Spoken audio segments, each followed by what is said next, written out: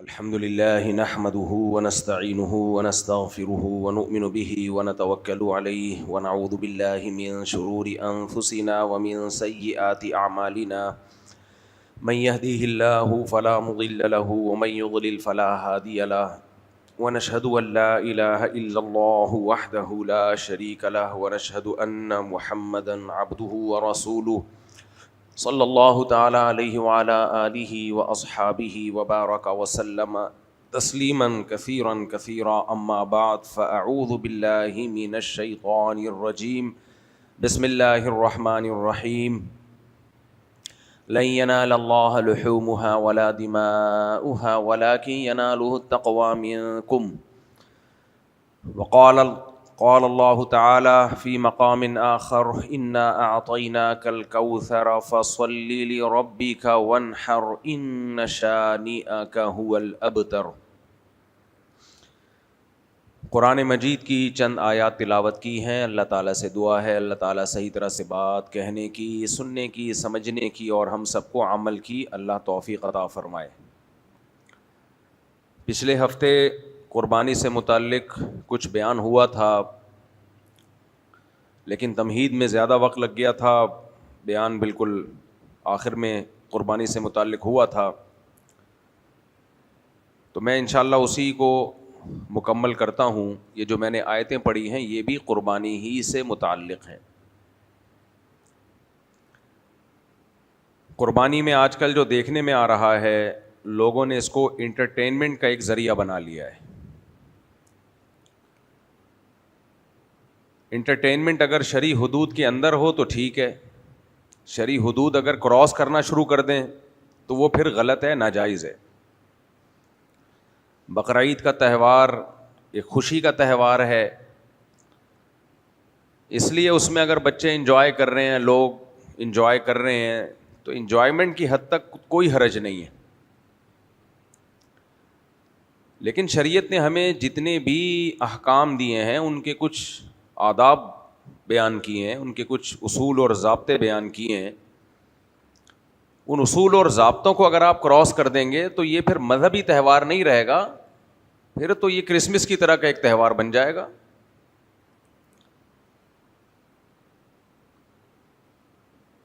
قربانی چونکہ عبادت ہے، ابراہیم علیہ الصلاۃ والسلام نے جب اپنے بچے کو ذبح کرنے کے لیے لٹایا، اللہ کے حکم کو پورا کیا، اس کے بدلے میں ہمیں حکم دیا گیا کہ ہم جانور ذبح کریں، اس یاد کو تازہ رکھیں جو ابراہیم علیہ الصلاۃ والسلام نے جو کام کیا تھا۔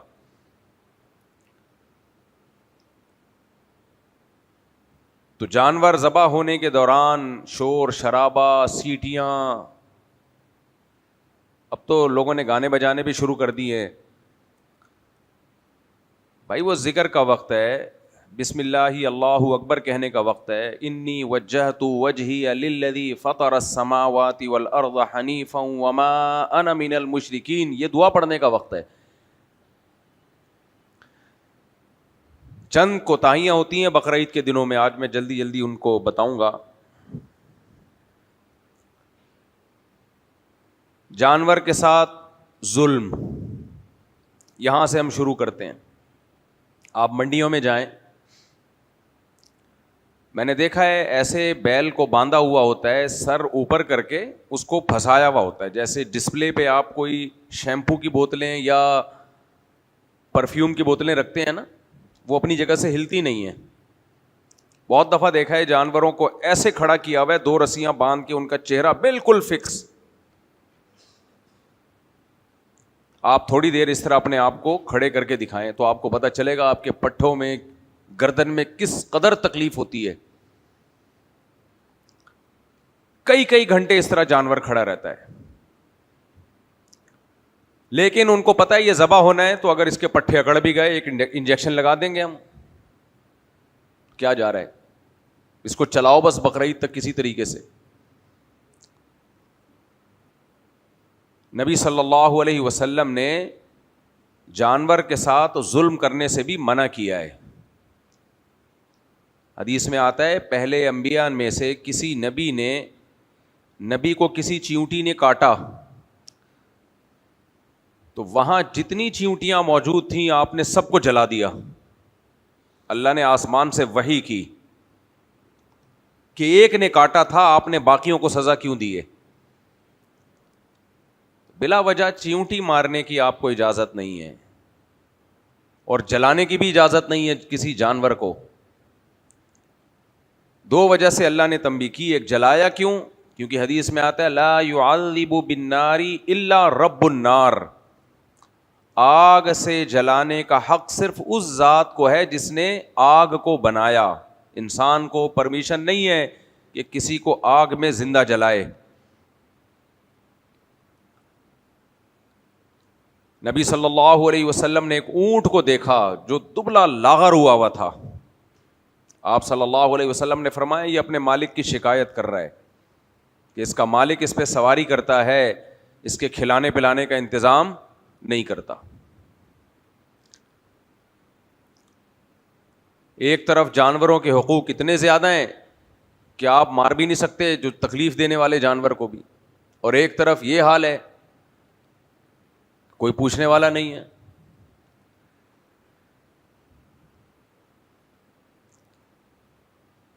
نبی صلی اللہ علیہ وسلم نے فرمایا پچھلی امتوں میں ایک عورت نے ایک بلی کو باندھ دیا. وہ بلی تنگ کرتی تھی, غصے میں آ کے اس کو باندھ دیا. نہ اسے کھلا رہی ہے نہ پلا رہی ہے, وہ بھوک اور پیاس سے تڑپ تڑپ کے مر گئی. اللہ تعالیٰ نے اس عورت کو اس بیس پہ جہنم کی آگ میں ڈالا, اس کے اعمال کو ضائع کیا. آپ کہہ سکتے ہیں کہ بلی کو تو بھوک اور پیاس کی تکلیف تھی تو اللہ بھی اس کو بھوکا پیاسا مار دیتا. اللہ نے آگ میں کیوں ڈالا؟ آگ تو زیادہ بڑی تکلیف ہے. دیکھو جب کوئی اللہ کی نافرمانی کرتا ہے تو اس کے دو پہلو ہوتے ہیں. ایک پہلو تو یہ ہے کہ اس نے مخلوق پہ ظلم کیا, تو ظلم کا بدلہ تو اتنا ہی ہے جتنا ظلم کیا گیا ہے. وَجَزَاءُ سَيِّئَةٍ سَيِّئَةٌ مِثْلُهَا.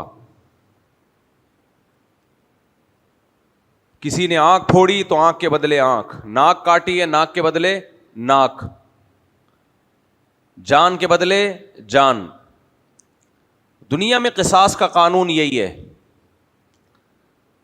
لیکن آخرت میں جو سزا ملتی ہے وہ صرف ظلم کی نہیں ملتی بلکہ وہ اللہ کی نافرمانی کی سزا ملتی ہے کہ اللہ نے جس کام سے روکا تھا وہ کام تم نے کیوں کیا.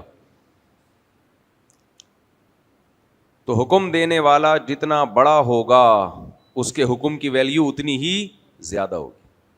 میں اکثر مثال دیتا ہوں, آپ کا دوست آپ کو حکم دیتا ہے کہ پانی پلاؤ, آپ نہیں پلاتے, ہلکا جرم ہے, دوستی کے خلاف سمجھا جاتا ہے اس کو, غیر اخلاقی حرکت. آپ کا باپ آپ کو آرڈر دیتا ہے کہ بیٹا پانی پلاؤ, آپ نہیں پلاتے, تو جرم ایک جیسا ہے لیکن نوعیت میں فرق ہے. لوگ ملامت کریں گے یار تیرا بوڑھا باپ تجھے کہہ رہا ہے پانی پلا اور تو نہیں پلا رہا. کیوں؟ باپ کا مرتبہ دوست سے زیادہ ہے. ماں حکم دے رہی ہے پانی پلاؤ, آپ نہیں پلا رہے, لوگ برا بھلا کہیں گے. تو اللہ سے زیادہ بڑا کوئی ہو سکتا ہے؟ اللہ کے جو آرڈرز ہیں نا, آرڈرز, لوگ سمجھتے ہیں کہ اسلام کے احکامات ایسے ہیں جیسے کسی گورنمنٹ کے بنائے ہوئے قوانین. یہ بہت بڑی مسٹیک ہوتی ہے لوگوں سے. سمجھتے ہیں کہ اسلام کے بنائے ہوئے احکامات ایسے ہیں جیسے گورنمنٹ کے لاز. نا نا نا نا نا, یہ بہت بڑی بھول ہے بھائی. حکومتی قوانین کو توڑنے سے جرمانہ لگے گا, چند دن کی جیل ہو جائے گی, چند مہینوں کی جیل ہو جائے گی. خدا کے قانون کا مطلب کیا ہوتا ہے؟ وہ ذات جس نے ہمیں بنایا, وہ ذات جب ہم پیدا ہوئے تو اس نے ماں کی چھاتیوں میں دودھ پیدا کیا ہمارے لیے. وہ ذات جس نے آسمان سے ہمارے لیے بارشیں برسائیں. وہ ذات جس نے زمین سے طرح طرح کی نباتات پیدا کی, کھجور, انگور, گندم, جو, باغات پیدا کیے. وہ ذات جس نے ہمارے لیے جانور پیدا کیے, جس کا گوشت ہم کھاتے ہیں, جس کی کھالوں کو ہم استعمال کرتے ہیں. وہ ذات جس نے جانور کو سوکھا چارہ کھلا کے چکنا گاڑھا دودھ نکالا. وَإِن تَعُدُّوا نِعْمَتَ اللَّهِ لَا تُحْصُوهَا، اللہ کہتے ہیں کہ سمندروں کا پانی سیاہی بن جائے اور جتنے بھی دنیا میں درخت ہیں یہ قلم بن جائیں، ان قلموں سے سیاہی سے اللہ کے احسانات لکھنا شروع کرو. دیکھو آپ کا کوئی دوست ہو جس نے آپ پر احسان کیے ہوں، اس کے احسانات آپ لکھنا شروع کریں. ایک صفحے میں سارے احسانات کمپلیٹ، کیا خیال ہے؟ بولو نا بھائی. 2 صفحے میں سارے احسانات کمپلیٹ. ابا کے احسانات پر کتاب لکھو گے، ایک کتاب لکھ لو گے. ایسا ہی ہے نا، قلم گھس کے ختم نہیں ہوگا، ایک بال پوائنٹ کافی ہو جائے گا. ماں کے احسانات لکھو گے، ایک کتاب بن جائے گی. دوست کے احسانات لکھو گے، ایک صفحہ بن جائے گا، بلکہ ایک لائن میں ہو جائے گا. اس نے میرا ویزا دلوایا تھا، باہر مجھے جاب دلائی تھی، ختم. کیا خیال ہے؟ اس نے میرا رشتہ کرایا تھا. اب اس کو بھی آپ کو سمجھ میں نہیں آئے گا احسانات میں لکھوں یا ظلم میں لکھوں، کہ کون سی سزا دلوائی تھی یا کیا ہوا تھا، اس میں بھی کنفیوز ہو گیا آپ. اس کی وجہ سے جب آپ یہ لکھو گے اس کی وجہ سے مجھے سسرال ملا، تو قلم کانپے گا کہ نہیں کانپے گا؟ لکھتے ہوئے تھر تھر کانپنا شروع ہو جائے گا. اور جنہوں نے ہم پہ احسانات کیے ان کا کچھ نہ کچھ ہم سے مفاد بھی ہے. ماں باپ احسانات کرتے ہیں، یقیناً احسانات کا پلڑا بہت بھاری، لیکن کچھ نہ کچھ وہ بھی سوچ رہے ہوتے ہیں اپنے فیوچر کے بارے میں. تو قرآن کہتا ہے اللہ کے احسانات اگر تم لکھنا شروع کرو، لو کان البحر مدادا لکلمات ربی، یہ سارے سمندر سیاہی بن جائیں. قرآن وہ مثالیں دیتا ہے جو 1400 سال لوگوں کو سمجھ میں آئیں.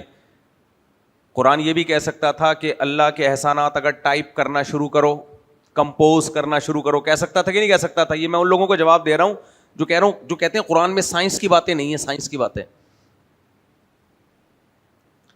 بھائی، قرآن آیا ہے 1400 سال اور اس کے بعد قیامت تک کے لیے، تو وہ مثالیں قرآن دے گا جو ہر ایک کی سمجھ میں آئیں گی. اب قرآن 1400 سال پہلے یہ مثال دیتا کمپوزنگ کی، تو جب کمپیوٹر ایجاد نہیں ہوا تھا، کمپوزنگ شروع نہیں ہوئی تھی، لوگوں کی سمجھ میں آتی ہیں مثالیں. 1000 سال سے زیادہ ٹائم گزر جاتا، لوگ بوکھلا جاتے، کیا کہہ رہا ہے قرآن. سیاہی اور قلم والی مثال یہ قیامت تک سمجھ میں آئے گی. تو اس کا مطلب اب لوح محفوظ کی قرآن نے مثال دی ہے. لوح محفوظ جو تقدیر جس میں لکھی ہوئی ہے، لوح کہتے ہیں تختی کو. اب اللہ نے کہا ہم نے تقدیر کو لکھا ہے کس پہ؟ تختی پہ، وہ ریکارڈ ہو. لیکن ہمیں جب قرآن سمجھائے گا تو ہمارے لیول پہ آ کے بات کرے گا. سمجھ میں آ رہی ہے بات کہ نہیں آ رہی ہے؟ اب قرآن کہہ رہے دائیں بائیں فرشتے جو کچھ تم کرتے ہو وہ سب کچھ لکھ رہے ہیں. این ممکن ہے وہ ریکارڈ کر رہے ہوں، ویڈیو بن رہی ہو ہماری. تبھی تو قرآن کہتا ہے جب اعمال نامہ دیا جائے گا تو انسان کہے گا یہ تو سب کچھ، یعنی ایسا ہے کہ میری زندگی کا کوئی پہلو چھپا ہوا ہی نہیں ہے. تو قرآن الفاظ وہ استعمال کرتا ہے جو ہماری سمجھ میں آئے، جو ہر ایک کی سمجھ میں آئے، ایک دیہاتی گنوار کی سمجھ میں بھی آ جائیں. تو قرآن کہتا ہے اگر یہ سارے سمندر سیاہی بن جائیں، کیونکہ پہلے جب لکھا جاتا تھا تو قلم کو سیاہی میں ڈبو کے لکھا جاتا تھا، ایک ایک صفحہ لکھنے میں ٹائم لگتا تھا. تبھی تو ہم پہلے جو مؤلفین مصنفین گزرے ہیں ان کی محنتیں دیکھ کے حیران ہوتے ہیں. حافظ ابن حجر رحمہ اللہ تعالی نے فتح الباری لکھی ہے، صحیح بخاری کی شرح، اتنی موٹی شرح ہے، آدمی کہتا ہے کیسے لکھی ہوگی بھائی، اور ایک ایک صفحہ بڑا تحقیقی ہے. ایسا ہی نہیں ہے کہ آج وہ ہے نا ایک پاگل نے کتاب لکھی، بڑی مشہور ہوئی، لوگ نے کہا ہے پاگل کتاب اتنی موٹی کیسے آ گئی بھائی اس کی. کتاب جب آئی ہے لوگوں کے سامنے تو اس پہ پہلا سوال تھا گھوڑا کیسے دوڑتا ہے. آگے لکھا ہوا تھا تگڑ تگڑ تگڑ تگڑ تگڑ تگڑ. پوری کتاب میں کیا لکھا ہوا تھا؟ تگڑ تگڑ تگڑ تگڑ. آج کل ایک الگ ٹائپ کے مصنفین مارکیٹ میں آ رہے ہیں, ان سے ہوشیار رہے ہیں. وہ پتہ ہے کیا کرتے ہیں؟ بعض لوگ ایسے ہیں جن کی میں دیکھ رہا ہوں دنا دن کتابیں مارکیٹ میں آ رہی ہیں, ہر 4 دن بعد کتاب. ایک مولانا صاحب کے پاس گیا, میں نے کہا یار میں نے زندگی میں 3 یا 4 کتابیں لکھی ہیں, میں نے 4 کتابیں. مجھے پتا ہے کہ دماغ ہل گیا تھا وہ 4 کتابیں لکھنے میں, ہر وقت بیٹھا رہتا تھا, کمر میں درد ہو گیا تھا بیٹھ بیٹھ کے نا, اور تحقیق کر کر کے, اور کئی مہینے لگ گئے تھے, اور پھر اس کی کریکشن میں کئی مہینے لگے. اس کے بعد جا کے مجھے لگا کہ اب یہ اس قابل ہے کہ اس کو مارکیٹ میں آ جانا چاہیے. ہل گیا تھا میں.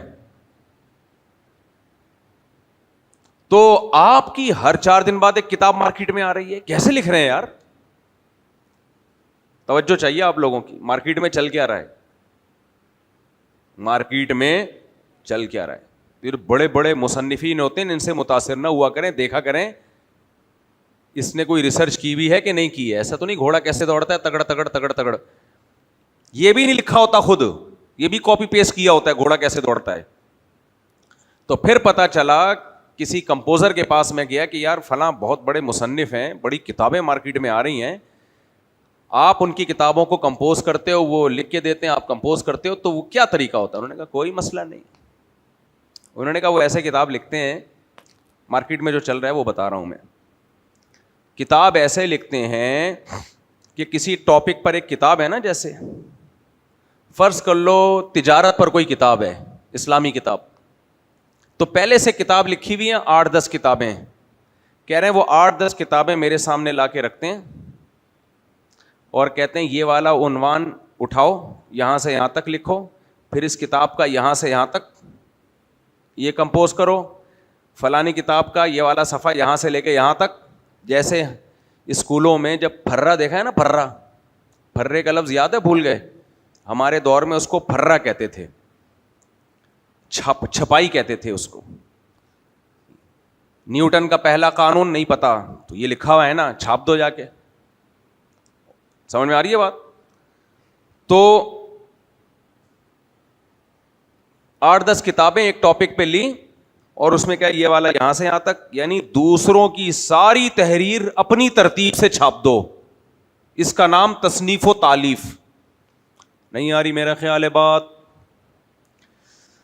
میں نے 2006 میں کتاب لکھی تھی 4 شادیوں پہ, جو بڑی معرکۃ الآراء کتاب ہے. اللہ تعالیٰ جو اس کتاب کو پڑھ کے دنیا سے گئے ہیں, اللہ ان کی مغفرت فرمائے, ان کے درجات کو بلند فرمائے.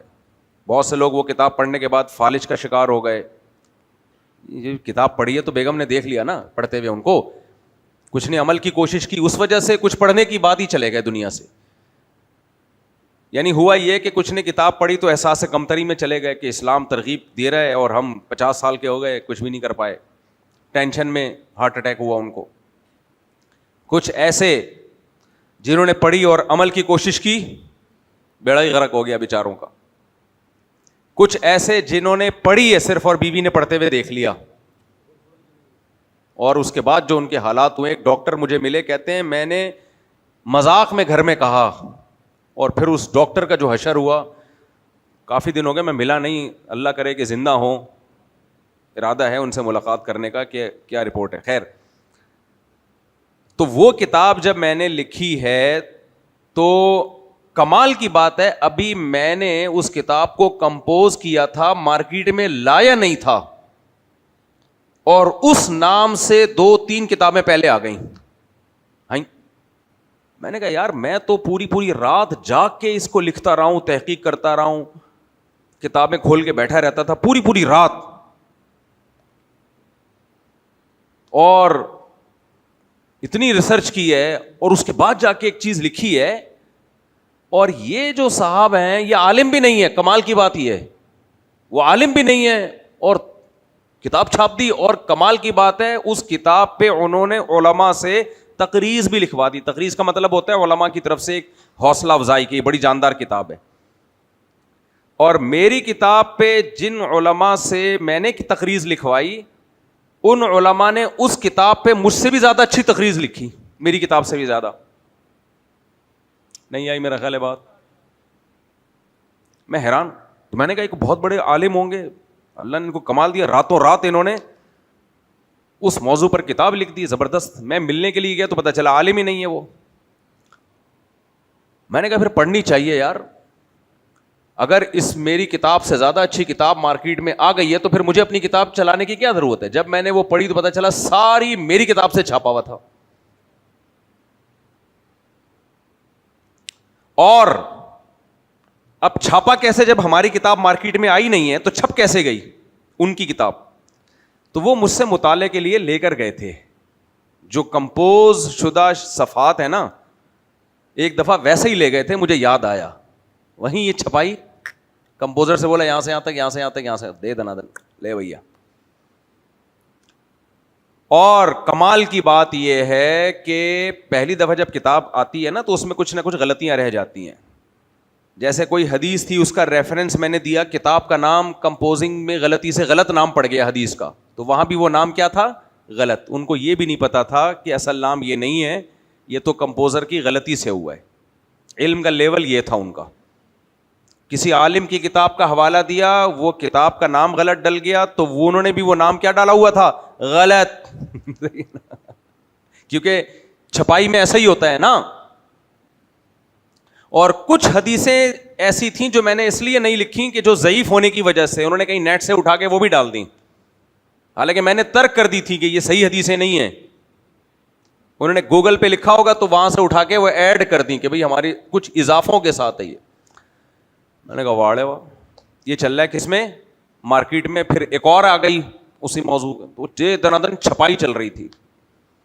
اور سنو, پھر پتا چلا اس مؤلف کی اور بھی بے شمار کتابیں ہیں, اور ان کتابوں پر لکھا ہوا ہے علماء کی طرف سے کہ کتاب لکھنے والا عالم نہیں ہے.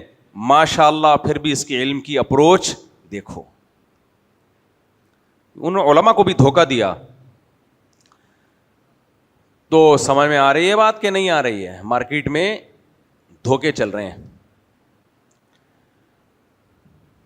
تو میں بات کہاں سے میں نے شروع کی تھی, کہیں اور نکل گیا میں. نہیں, وہ کتاب پہ کہاں سے آیا. تحقیقی کام کرنے میں ٹائم لگتا ہے ٹھیک ٹھاک. ماضی قریب کے علماء میں ایک بہت بڑے عالم گزرے, حضرت مولانا سرفراز خان صفدر صاحب رحمہ اللہ تعالی, گجرانوالہ کے تھے. آپ ان کی کتابیں پڑھیں تحقیقی, ایک صفحہ پڑھتا ہے نا انسان, ایک صفحہ, تو اندازہ ہو جاتا ہے کہ اس ایک صفحے میں کم سے کم 1.5 مہینہ لگا ہوگا ان کو لکھنے میں. ایک صفحے میں 1.5 مہینہ لگا ہوگا ان کو.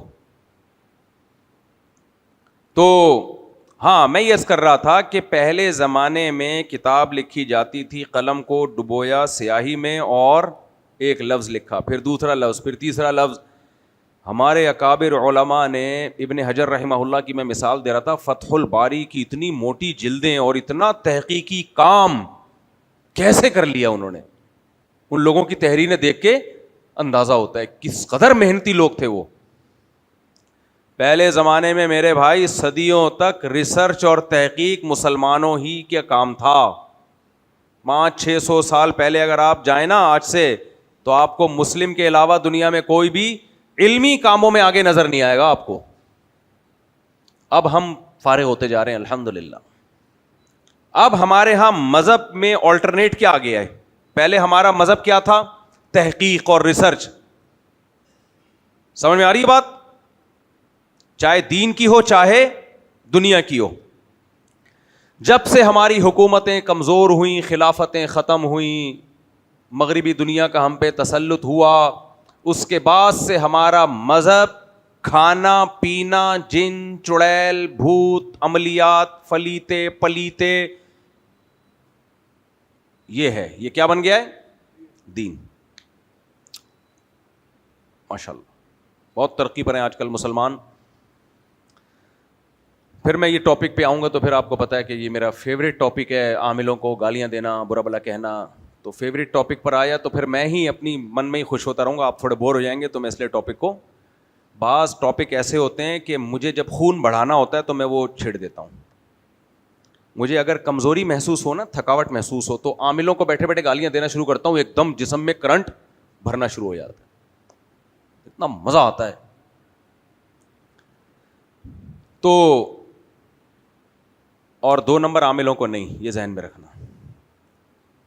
لوگ کہتے ہیں ہاں 2 نمبر عاملوں کو, نہیں 1 نمبر کو, 2 نمبر کو. اتنے فارغ نہیں ہے کہ ہم 2 نمبروں کو برا بلا کہہ کے اپنا ٹائم ضائع کریں. خیر جی آگے چلتے ہیں ہم. بڑی مشکل سے میں بریک لگا رہا ہوں, دل ابھی بہت چاہ رہا ہے, لیکن آپ لوگ کی خاطر قربانی دے رہا ہوں میں, آپ کی خاطر بہت بڑی قربانی دے رہا ہوں. یہ آپ کو احساس نہیں ہے کہ آپ لوگ کہیں گے ہم یہ عاملوں کا سننے نہیں آئے آپ سے. اچھا خیر, تو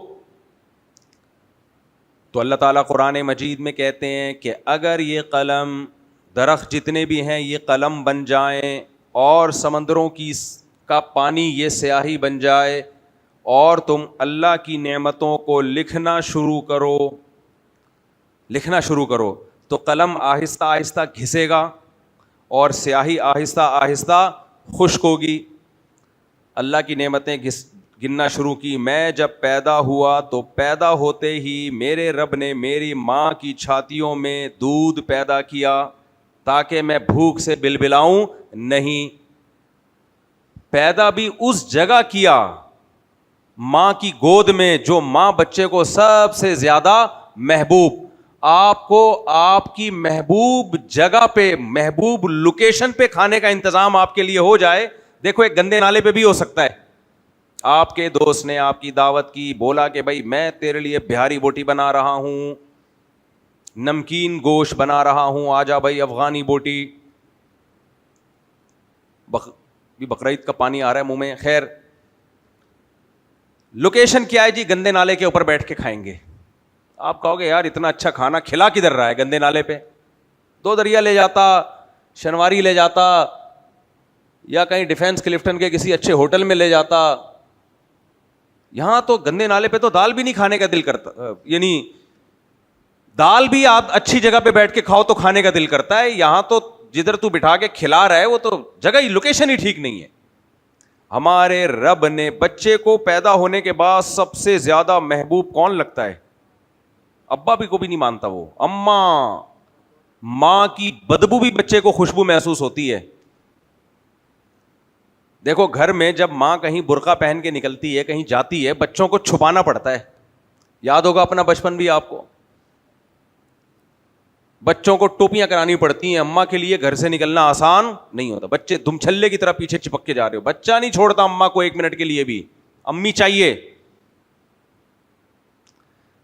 ماں واش روم میں جائے گی نا, بچے بلکنا شروع. کم وقت رات کو اٹھ کے منڈی نکال کے دیکھ رہے ہوتے ہیں اماں کہاں ہیں. دیکھتے ہیں نا اماں کدھر ہے. اتنی محبت ہوتی ہے بچے کو ماں سے. وہ الگ بات ہے یہ بے شرم آدمی بڑے ہو کر ماں کو بھول جاتا ہے, اس طرح یاد نہیں رکھتا جس طرح یاد رکھنے کا حق ہے. کئی سال یہ ماں کا محتاج ہوتا ہے. 1 سیکنڈ کے لیے اس کو وداؤٹ ماں, بہترین لوکیشن بچے کے لیے ماں کی گود ہے. 2 دریا یا شنواری نہیں ہے. مجھے کسی نے پیسے نہیں دیے ہوٹل کو پروموٹ کرنے کے لیے, منہ سے نکل گیا یہ. خیر, اور یہ اے آئی جنریٹڈ جو منجن بیچ رہا ہوں نا آج کل میں, پروسٹیٹ, غدود اور مردانہ قوت, یہ میں نہیں ہوں.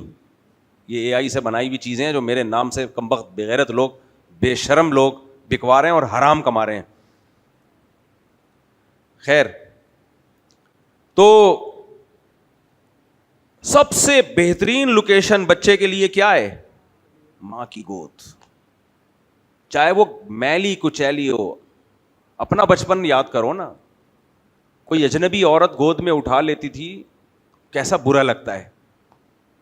اپنی ماں جیسی میلی کچیلی ہو بھائی, بچے کو خوشبو آتی ہے اس میں سے. اور ماں کو بھی بچے کی گندگی سے گندگی محسوس نہیں ہوتی. دیکھو کوئی بچہ گھر میں آ کے کوئی پوٹی ووٹی کر دے, مائیں کیسا گھن کھا رہی ہوتی ہیں. اپنا بچہ تو صبح شام یہ کام کر رہا ہوتا ہے, اس سے ان کو گھن نہیں آتی. کیونکہ اپنائیت کا احساس, انسان کو اپنی گندگی سے گھن نہیں آتی ہے, دوسرے کی گندگی سے گھن آتی ہے. تو ماں کو بچے کی گندگی سے بھی اس طرح گھن نہیں آتی ہے, اس میں اس کو وہی احساس ہوتا ہے کہ اپنائیت کا احساس. تو اگر ہم اللہ کے احسانات لکھنا شروع کریں, بہترین لوکیشن دی کھانے کے لیے, ماں کی گود بالکل سینے سے لگا کے دودھ پلاتی ہے, اس سے بہتر لوکیشن بچے کے لیے ہو نہیں سکتی. اور خوراک بھی کیا, بچے کے لیے بہاری بوٹی نہ, بریانی نہیں, بچے کے لیے میڈیکلی بھی اور اس کی لذت کے لحاظ سے بھی ماں کے دودھ سے بہتر اس کائنات میں کوئی چیز نہیں ہے. سمجھ میں نہیں آ رہی بات؟ ڈاکٹر کہتے ہیں کہ ماں کے دودھ اور بچے کا جو ریلیشن ہے نا, یہ روحانی تعلق ہے. یہ روحانی کا لفظ ڈاکٹر نہیں استعمال کرتے, لیکن میں اس کو اپنے الفاظ میں ایکسپلین کر رہا ہوں. یہ مادی نہیں ہے, جیسے ڈبہ ہے نا, ڈبے میں تو جتنا ہے بلا کے پلا دو, نہ, بچے میں جو تبدیلیاں آتی ہیں اسی حساب سے ماں کے دودھ میں بھی تبدیلیاں آ رہی ہوتی ہیں. بچے میں جس چیز کی کمی ہوگی ماں کے دودھ میں وہ ان منرل کی مقدار بڑھ جائے گی, یہ آٹومیٹیکلی ہو رہا ہوتا ہے. بچہ بلکے گا دودھ سے. ہمارے استاذ بتاتے ہیں گاؤں میں عورتیں کھیتوں میں جو کام کرتی تھی ان کو پتا چل جاتا تھا کہ ہمارے بچے کو بھوک لگی ہوئی ہے, رو رہا ہے.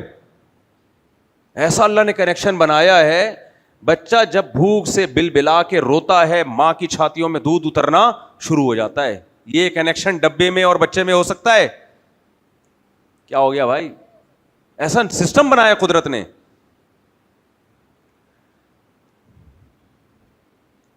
تو یہ ایک نعمت, آپ ایک صفحہ تو اسی کو ایکسپلین کرنے میں لگ جائے گا, اسی کو ایکسپلین کرنے میں. پھر محبت ملتی ہے, سرپرستی کرنے والا باپ ملتا ہے. ماں اکیلے بچے کو نہیں پال سکتی اگر شوہر کا سایہ نہ ہو. جو اتنی محبت سے بچوں کو پالتی ہے, سرپرستی کس کی ہوتی ہے؟ بولو نا, مرد کی. تبھی وہ محفوظ ہو کے پالتی ہے. ایک تو جب بھی میں کچھ باتیں کرتا ہوں, کچھ عورتوں کی طرف سے بڑے طبیعت سے گالیاں نیچے آتی ہیں کمنٹس میں. کچھ دن پہلے میں یہ کہہ رہا تھا کہ ماں جو ہے بچے کو پالتی ہے تو باپ کا سایہ ہوتا ہے, باپ کی سرپرستی میں. اگر باپ کا سایہ نہ ہو تو اس عزت کے ساتھ بچے کو پال نہیں سکتی. تو کچھ خواتین دبا کے, ایسا لگ رہا تھا توے پہ بیٹھ کے کمنٹس کر رہی ہیں, ہمارے میاں تو بچے ہی پیدا کر رہے ہیں, آج تک بچوں کا خرچہ نہیں اٹھایا انہوں نے, ہمارے میاں تو ایسے بچے پیدا ہو رہے ہیں. مجال ہے اگر میاں بچوں کا خرچہ اٹھائے تو ہمیں کوئی تکلیف نہیں ہے کہ ہم بچے پیدا کریں. خرچہ نہیں اٹھاتے, یہ نہیں ہے, وہ نہیں ہے. بھائی میں نے ایک جرنلی بات کی ہے, جو کم بخت خرچہ نہیں اٹھا رہا تو وہ میرا قصور تھوڑی ہے. میں نے تھوڑی کہا کہ خرچہ نہیں اٹھاؤ. ایک موٹا آدمی مر گیا, لوگ کندھا نہیں دے رہے اس کو, اس کے بچے کہہ رہے ہیں محلے والوں سے کندھا, تو کہہ رہے ہیں ہم نے تھوڑی مارا ہے. بھائی کندھا آسان دینا, اتنا بھاری تھا اس کو, کندھا دینا آسان نہیں تھا. لوگ کہہ رہے ہیں ہم نے تھوڑی مارا ہے, ہم کندھا دیں گے تو ہمیں کون کندھا دے گا, سوال پیدا ہوتا ہے. اتنا بھاری آدمی تھا نا کہ لوگ کہہ رہے ہیں اس کو ہم نے کندھا دیا تو ہمیں کون کندھا دے گا. تو ان خواتین سے جن کے میاں ظالم ہیں, بچوں کا خرچہ نہیں اٹھا رہے, ان سے میں کہتا ہوں کہ وہ میں نے ان کو نہیں کہا تو ان کا غصہ مجھ پہ کیوں اتار رہی ہو بھائی. میں تو جرنلی میاں کی بات کر رہا ہوں. عام طور پر جو مارکیٹ میں جو میاں چل رہے ہیں وہ عام طور پہ بچوں کا خرچہ اٹھاتے ہیں. میجورٹی اٹھاتی ہے خرچہ, الحمدللہ سارا خرچہ اٹھاتی ہے میجورٹی. چند مستثنیات تو ہوتے ہیں, وہ تو ظالم لوگ ہیں, وہ تو بے شرم بے غیرت لوگ ہیں, ان کو تو جتنی گالیاں دی جائیں کم بختوں کو. عاملوں سے زیادہ گالیاں تو خیر میں نہیں دوں گا, لیکن بہرحال جتنی گالیاں دی جائیں کم ہے.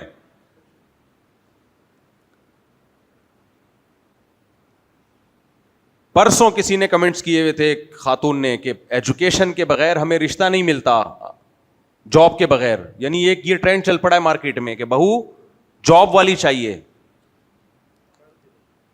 تو میں نے وہ جو مسائل سیشن میں جاتا ہوں نا, لائیو سیشن میں سوال جواب,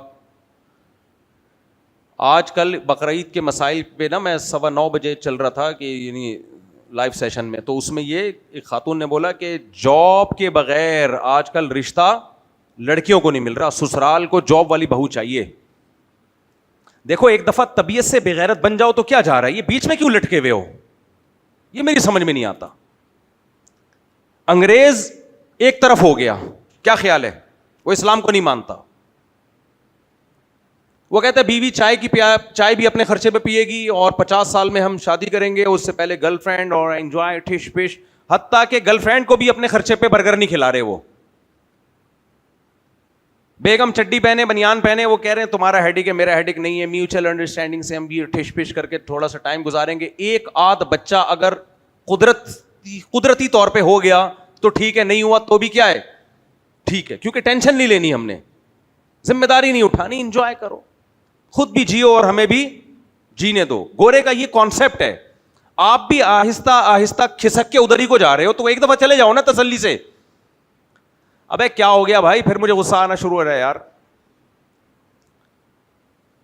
اور اگر آپ کہتے ہو وہ کلچر غلط ہے تو پھر پورے اسلام کو مانو نا, یا تو وہ غلط ہے یا اسلام غلط ہے معاذ اللہ. اور اگر اسلام کو مانتے ہو تو اسلام عورت کو کمانے کو پروموٹ کرتا ہے؟ مجھے جواب دو.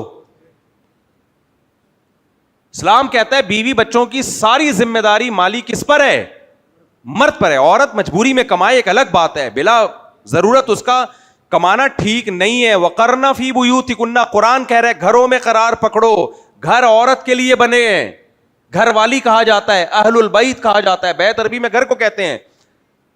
بیوی کو اردو میں بھی گھر والی کہتے ہیں اور عربی میں کیا کہتے ہیں؟ اہل البیت, اہل بیت. قرآن نے جب نبی کی بیویوں کو خطاب کیا تو اہل بیت کہا ہے. تو گھر والی جب ہوگی جب گھر میں رہے گی. آپ کہہ سکتے ہو کہ آفس میں جا کے بھی تو گھر آ جائے گی نا شام کو, وہ تو آپ بھی آ جاتے ہو شام کو گھر میں, آپ کو گھر والا کیوں نہیں کہا جاتا؟ ابے بیوی کو گھر والا اس لیے کہا جاتا ہے 24 گھنٹے گھر میں رہتی ہے, کبھی کبھار گھر سے باہر نکلتی ہے, اور آپ زیادہ گھر سے باہر رہتے ہو جاب کی وجہ سے, شام کو گھر پہ آ جاتے ہو. ساری سیٹنگ کا بیڑا غرق کر دیا یار. جو فطرت کی بنائی ہوئی سیٹنگ ہے, خدا کو نہیں مانتے تو نیچر کو تو مانتا ہے نا ہر شخص. ابے بھائی کچھ لوگ ملحد ہوتے ہیں, خدا کو نہیں مانتے لیکن وہ نیچر کو سپیریئر مانتے ہیں. تو نیچر کیا کہتی ہے؟ نیچر بھی یہی کہتی ہے کہ عورت کا کام بچے پالنا, بچوں کو سنبھالنا, گھر داری ہے. مرد کا کام کیا ہے؟ کمانا ہے. ایک بڑی لبرل قسم کی انٹی تھی, ایک دن مجھ سے پوچھنے لگی یہ خدا نے ایسا نظام بنائے, خواتین کو مینسز آتے ہیں اور یہ جو ہے یہ ہم عورتوں کے ساتھ ایسا کیوں ہے؟ میں نے کہا اس لیے ہے تاکہ عورت گھر میں رہے. کہاں رہے؟ وہ گھر کے لیے بنی ہے. حیض و نفاس کا خون آتا ہے, اس کو پریگننسی ہوتی ہے, جس میں اس کے لیے بہت مشکلات کھڑی ہو جاتی ہیں. اب یہ سن کے عورتوں کو مرچیں لگ جاتی ہیں. بھائی قدرت نے تمہارے ساتھ یہ لوازمات لگائے ہیں. آپ کو پتا ہے جب خواتین کو مینسز شروع ہوتے ہیں ان کی طبیعت میں بہت زیادہ چڑچڑاپن پیدا ہوتا ہے, ڈسٹرب ہوتی ہیں. آپ اس حالت میں ان کو آفس میں لے جا کے بٹھا دو تو سارا کام خراب ہو جائے گا. مینسز آنا, میں خدا کی قسم عورت کا مذاق اڑانا مقصد نہیں ہے. ہمیں بھی کسی عورت نے جنا ہے, ہمیں بھی کسی عورت نے جنا ہے, ہماری بھی مائیں بہنیں ہیں, بیٹیاں ہیں, لیکن نیچر سے تو نہیں لڑو نا. اللہ نے جو عورت کے ساتھ یہ کمزوریاں لگائی ہیں, یہ لگائی اس لیے یہ بتانے کے لیے کہ یہ گھر کی زینت ہے, یہ محنت اور مشکل کام کرنے کے لیے نہیں ہے. اس کے ذمے ایک مشکل کام ہے اولاد کا جننا, اس کے علاوہ اور کوئی مشکلات نہیں ہے اس کے کندھوں پہ, اور جننا اس کا کام ہے. اس بچے کی رسپانسبلٹی ساری زندگی کی وہ اس کے شوہر کا کام ہے, وہ اس کا کام نہیں ہے. سمجھ میں آ رہی ہے بات کہ نہیں آ رہی؟ تو مرد کو فارغ تھوڑی رکھا ہے اللہ تعالیٰ نے. اب عجیب نظام بنا دیا یار, بیچ میں لٹک گئے ہو سالے. سالے سے یاد آیا, وہ خاتون نے پھر شکایت کی میرا سالہ ایسے کر رہا ہے. میں نے کہا تو از کالڈ سالہ, وہ کیا ہوتا ہے, وہ شوہر کے بھائی کو کیا بولتے ہیں؟ سوری دیور, الٹا کر لیں اس کو. یہ سسرالی رشتوں کے نام نہ نند, جٹھانی, دیورانی, یہ مجھے کبھی یاد ہی نہیں ہوئے. ہر دفعہ سوچنا پڑتا ہے کہ یہ دیورانی کسے کہتے ہیں, جٹھانی کسے کہتے ہیں. ہاں اتنے ہول سیل کے حساب سے ہم سب کو ایک ہی طرح, سب کو سالے کی نگاہ سے ہی دیکھتے ہیں ہم.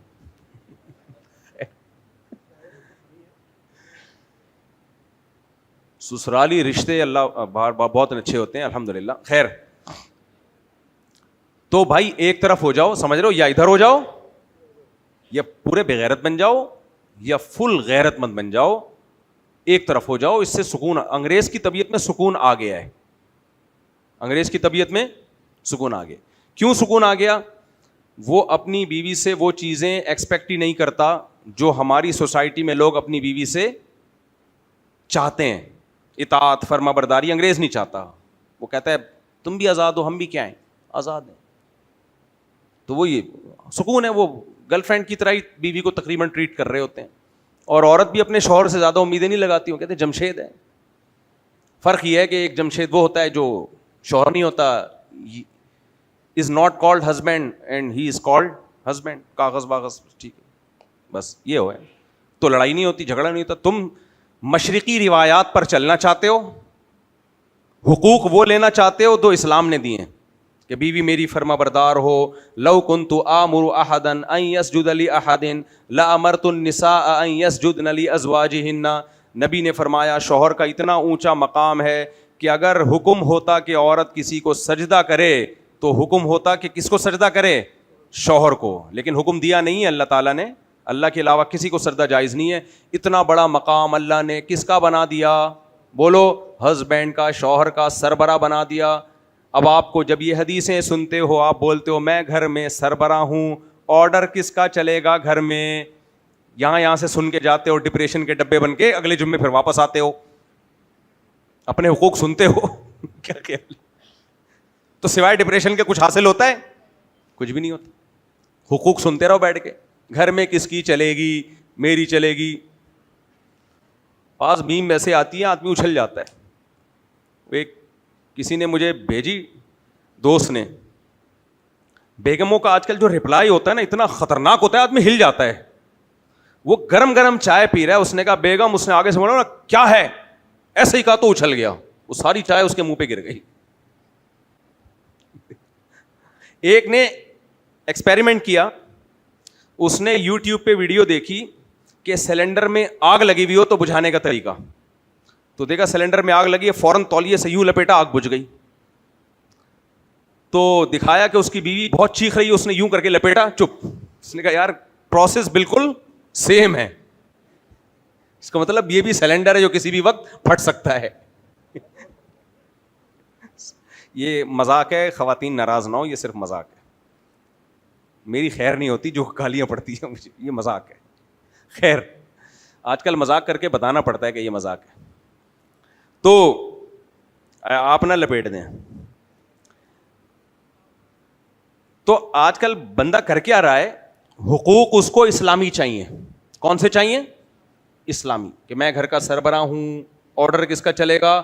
میرا چلے گا, میری پرمیشن کے بغیر گھر میں کچھ نہیں ہوگا. لیکن بیگم اس کو وہ چاہیے جو کما کے کھلائے. سمجھ میں آ رہی ہے بات؟ بیگم کا خرچہ پورا نہیں اٹھانا. حدیث میں آتا ہے جیسا خود کھاتے ہو ویسا بیوی کو کھلاؤ. باہر نہاریاں پھوڑ رہے ہو, برگر پھوڑ کے آ رہے ہو, بریانیاں پھوڑ کے آ رہے ہو, بیگم کو دال پہ سیٹ کر دیا ہے, ٹھیک ہے نا. خود اپنے لیے ایئر کنڈیشن روم ہے, بیگم کو مچھروں والی جگہ پہ رکھ. ایسے بھی ہیں نالائق.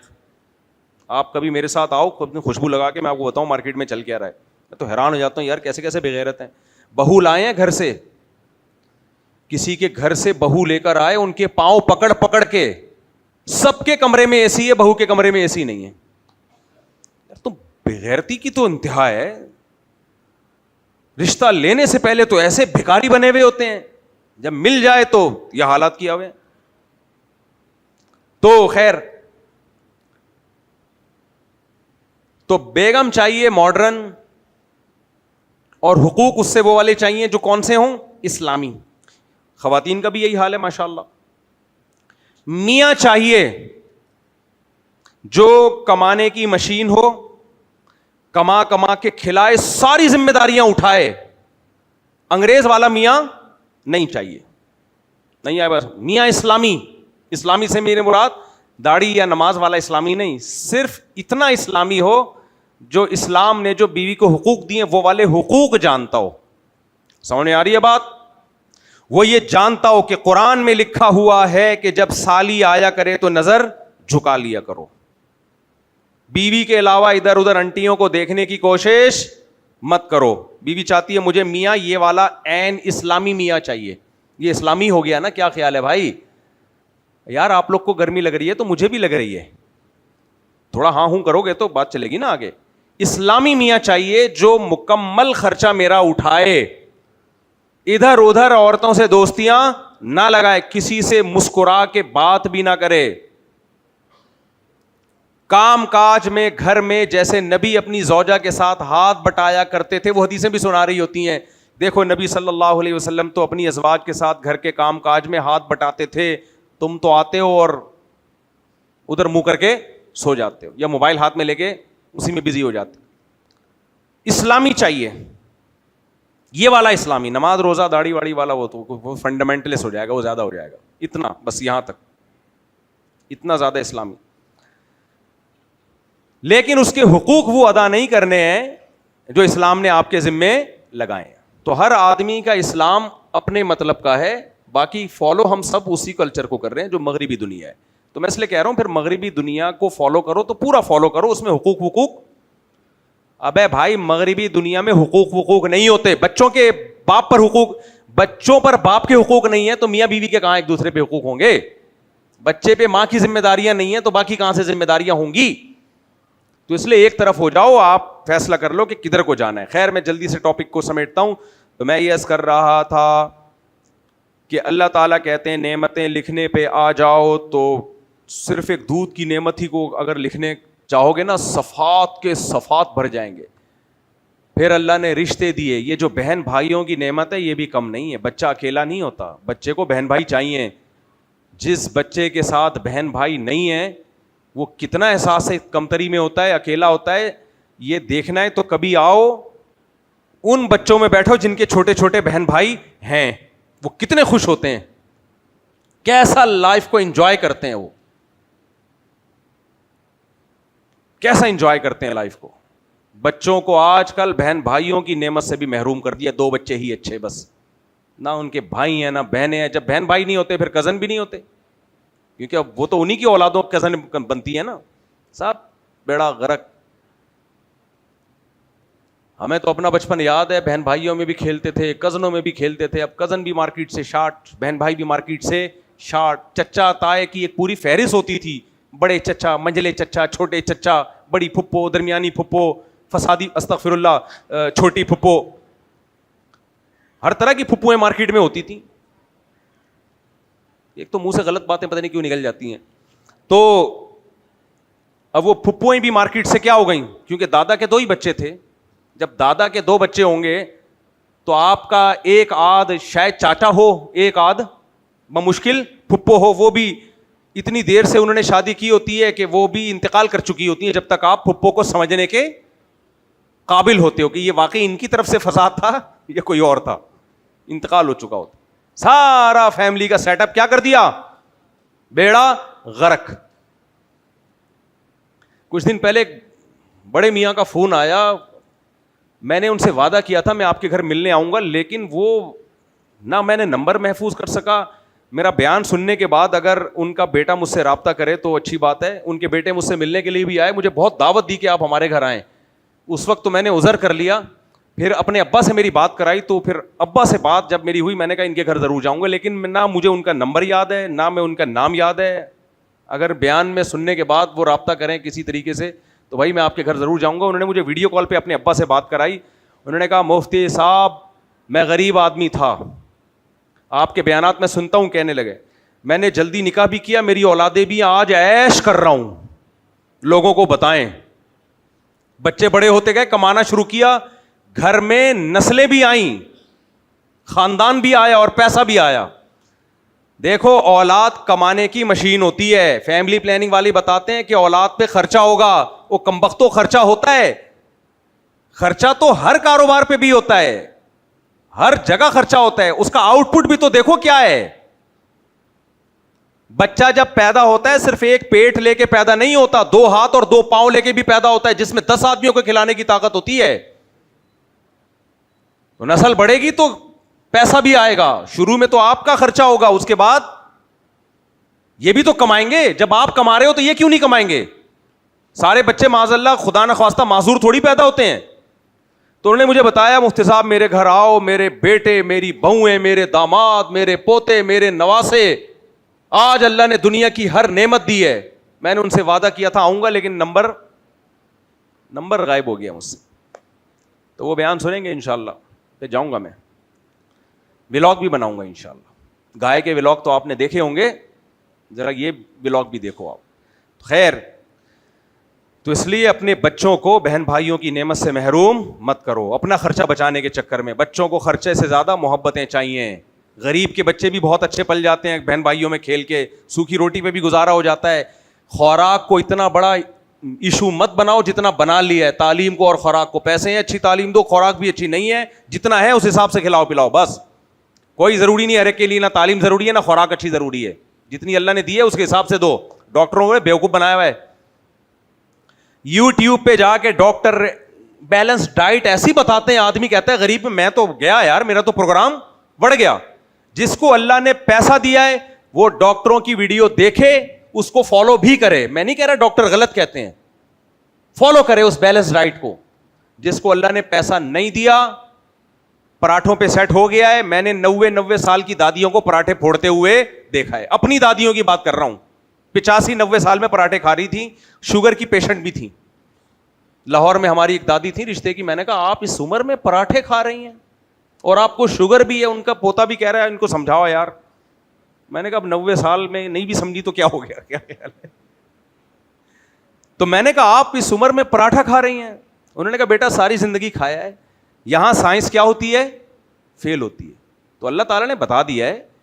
میں نہیں کہہ رہا ڈاکٹر غلط کہتے ہیں, آپ خوراک کو فالو کریں. ڈاکٹر جو بتا رہے ہیں یہ کھاؤ, پھر 2 انڈے اور 4 فلانا, اور پھر یہ بٹر اور اس میں وغیرہ وغیرہ وغیرہ وغیرہ, اور اتنا باؤل سلاد کا, یہ سب ان لوگوں کے لیے ہیں جن کی جیب میں پیسے ہوں. جن کی جیب میں پیسے نہیں ہیں وہ جو گھر میں مل رہا ہے نا کھا کے انشاءاللہ صحیح رہو. اور آج کل کچھ اچھے ڈاکٹر بھی ہیں جو غریبوں کے لیے بھی بیلنس ڈائٹ بتا رہے ہیں, وہ فالو کر لو. اور میں آپ کو ایک بات بتاؤں, جس کے پاس کھانے کو نہیں ہے نا اس کی صحت زیادہ اچھی ہے. وجہ اس کی یہ کہ ساری بیماریاں کھانے سے ہی آ رہی ہیں, بھوکا رہنے سے کوئی بیماری نہیں ہوتی. نہیں ہے کھانے کو, روزہ رکھو. ہمارے نبی صلی اللہ علیہ وسلم گھر میں آتے, پوچھتے امی عائشہ سے کچھ کھانے کو ہے, وہ کہتی ہے نہیں ہے, کہتے چلو آج ہم نے روزہ رکھ لیا. تو ہمارے نبی سے اچھی صحت کسی کی ہو سکتی ہے؟ تو اس لیے اپنے بچوں کو بھی محروم مت کرو, سمجھ رہے ہو. تو میں جلدی وہ قربانی کی باتیں مکمل کروں. جو بقرعید کے دنوں میں کہاں سے گڑبڑیں شروع ہوتی ہیں. بقرعید میں جو کرنے کے کام ہیں وہ تو آپ سنتے رہتے ہیں نا, میں وہ کام بتا رہا ہوں جو نہیں کرنے کے ہیں. پہلی بات, جانور پہ ظلم نہیں کرنا. حدیثوں میں جیسے انسانوں پہ ظلم سے روکا گیا ہے, جانوروں کے بھی حقوق بیان کیے گئے ہیں. ایک بلی کو بھوکا رکھنے پر اللہ نے جہنم میں ڈال دیا. میں اس پر لے کے چلا تھا جہنم میں کیوں ڈالا, اس لیے کہ نافرمانی اس ذات کی ہو رہی ہے جس کے احسانات اگر آپ لکھنا شروع کریں تو کتابوں کی کتابیں بھر جائیں, اس کے احسانات ختم نہ ہو. ایسے محسن اور خالق کی نافرمانی چھوٹا جرم نہیں ہے. جب آپ کسی پہ ظلم کرتے ہو, اس کی ایک نوعیت تو یہ کہ اس شخص پہ ظلم کیا, لیکن ایک دوسری نوعیت ہے کہ آپ حکم کس کا توڑ رہے ہو, خدا کا. یہ بہت بڑا جرم ہے, یہ چھوٹا جرم نہیں ہے. تو جانور کے ساتھ آپ ظلم کرتے ہو, یہ جانور کے ساتھ ظلم بعد میں ہے, خدا کی نافرمانی پہلے ہے. دوسری بات, نبی صلی اللہ علیہ وسلم نے ارشاد فرمایا کہ جانور کو ذبح کرنے سے پہلے چھری کو اچھی طرح تیز کر لو. سمجھ میں آ رہی ہے بات کہ نہیں آ رہی ہے؟ چھری اچھی طرح تیز کرو تاکہ جانور کو تکلیف نہ ہو. تیسری بات,